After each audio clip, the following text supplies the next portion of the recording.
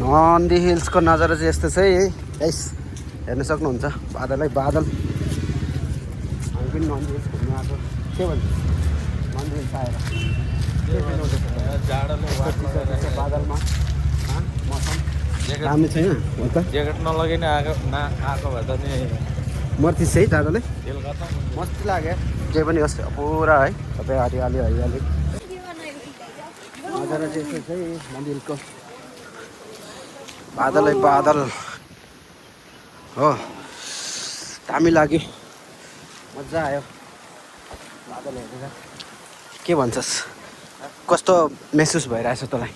पुरा गाउँकै जस्तो महसुस भइरहेछ। गाउँकै जस्तो है, मजा आयो है। 100 किलोमिटर ट्रेभल गरेको बादमा धमाली हो। 100 किलोमिटरको बादमा पनि यस्तो भ्यू पोइन्ट देखिएन भने त अनि मजा आएन नि त होइन। देख्न सक्नुहुन्छ है बादलहरू यस्तो छ। पार्किङ यता, हामी चाहिँ हिँडेको यता भ्यू पोइन्टतर्फ।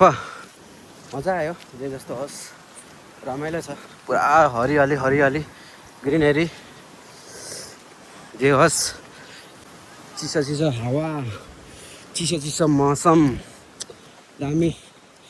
तर हामीहरू अझै अलिक लेट गऱ्यो कि, अलिक छिटो आएको भए चाहिँ दामी थियो भ्यू पोइन्ट चाहिँ। देख्न सक्नुहुन्छ है बादल जस्तो छ, पुरा दामी छ पुरा। मस्त होइन? अच्छा होइन? के छ अच्छा हुआ? घुम लिया पूरा?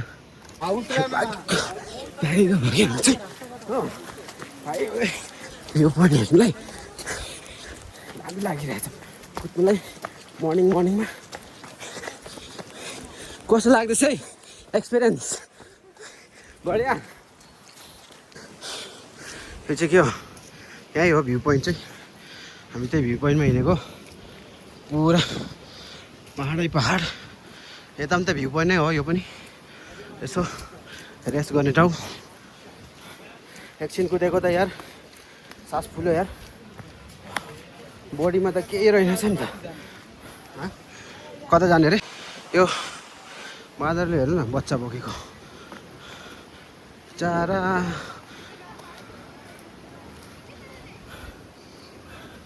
उकालो चढेको सकिएन यार। नजारा चाहिँ यस्तो छ। रिल्स बेस रियालिटी त्यस्तै लाग्यो नि।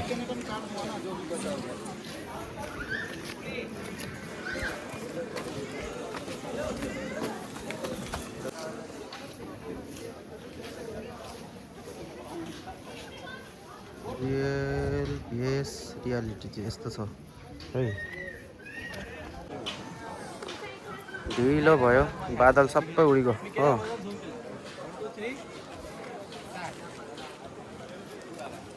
पुरा यो खालको छ है भ्यू चाहिँ। अझै देख्न सक्नुहुन्छ तपाईँहरूले। यता पनि छ हेर्ने मान्छेहरू। बादलहरू त उता पो उडिँदैछ त है, हेर्नु पाइएन नि।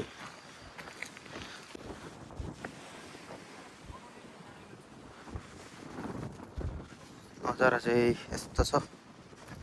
हिल्सको बादल चाहिँ सबै उडिगयो पर हो।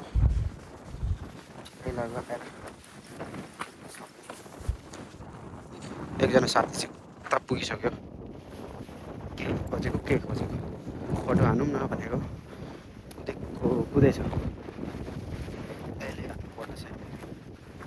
मर्निङमा आएको थियो भने चाहिँ यो पुरा यो एरियामा चाहिँ यो हुन्थ्यो क्या, बादलै बादल। सिनेमेटिक सट हेर्न सक्नुहुन्छ गाइस, कस्तो चाहिँ लाग्यो भन्नु होला। खासै त भएन तर पनि ट्राई गरेको मैले हो, फर्स्ट टाइम हो।